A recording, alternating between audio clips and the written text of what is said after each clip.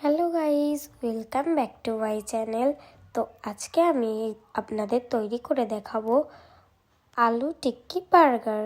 এটার স্বাদ এত দারুণ, আপনারা একবার খেলে বারবার খেতে চাইবেন। তাই এই রেসিপিটা একেবারেই মিস করবেন না।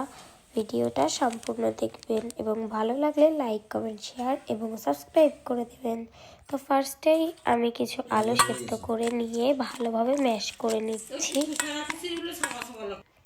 তারপর এতে দিয়ে দিচ্ছি স্বাদ মতো লবণ, তারপর একটু লাল মরিচের গুঁড়ো, তারপর দিয়ে দিচ্ছি ব্ল্যাক পেপার মানে গোলমরিচ গুঁড়া দিয়ে ভালোভাবে মিশিয়ে নিয়ে তারপর একটা টিক্কা স্টাইল শেপ দিয়ে দিচ্ছি।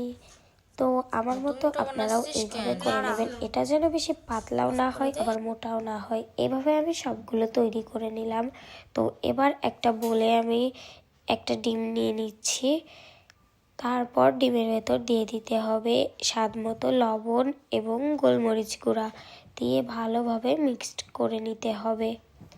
তারপর সেই বানিয়ে রাখা টিক্কাটাকে প্রথমে ডিমে কোট করে নিয়ে তারপর ব্রেড ক্রাম্বসে কোট করে নিতে হবে। তো আমি এইভাবে সবগুলো করে নেব। তার আগে আমি আপনাদের আরেকবারও করে দেখাবো এই প্রসেসটা। তো ফার্স্টে আমি দিয়ে দিচ্ছি ডিমের কোটিংয়ে, তারপর দিয়ে দিচ্ছি ব্রেড ক্রাম্বসে কোট করতে। তো এভাবে সবগুলো করে নিতে হবে, আপনারাও ঠিক এইভাবেই করে নেবেন সবগুলোকে। তো এই যে এখন আমার সবগুলো তৈরি হয়ে গেছে, দেখুন কত সুন্দর হয়েছে।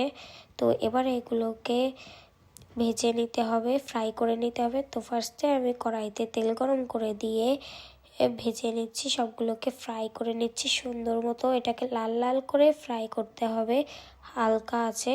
তো তারপর আমি নিয়ে নিয়েছি বার্গার বান, এটাকে মাঝখান থেকে সুন্দর মতো কেটে নিয়েছি। তারপর দিয়ে দিচ্ছি মেয়োনিজ ভালোভাবে দিয়ে দিচ্ছি বার্গার বানের উপর। তো আমি এই মেয়োনিজটা বাড়িতেই বানিয়েছি। আপনারা যদি এই রেসিপিটা দেখতে চান তাহলে আমার চ্যানেলে গিয়ে দেখে নিন। খুবই সহজ পদ্ধতিতে এটা মেয়োনিজ মেক করে নিয়েছি।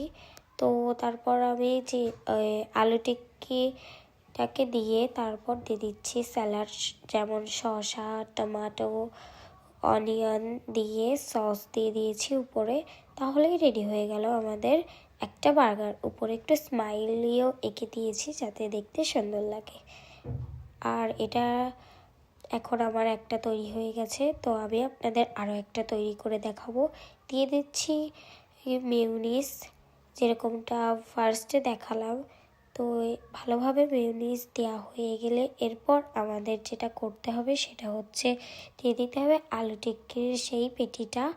তারপর দিয়ে দিতে হবে স্যালাড, টমেটো, শসা আর হচ্ছে অনিয়ন। তারপর দিয়ে দেব উপর থেকে সস দিয়ে, তারপর বার্গার বানটা উপরে দিয়ে দিতে হবে। তাহলে আমাদের রেডি হয়ে গেল টেস্টি আলু টিক্কি বার্গার। তো আপনারা একবার ট্রাই করবেন। ভিডিওটি ভালো লাগলে অবশ্যই like, comment, share, subscribe. Bye bye.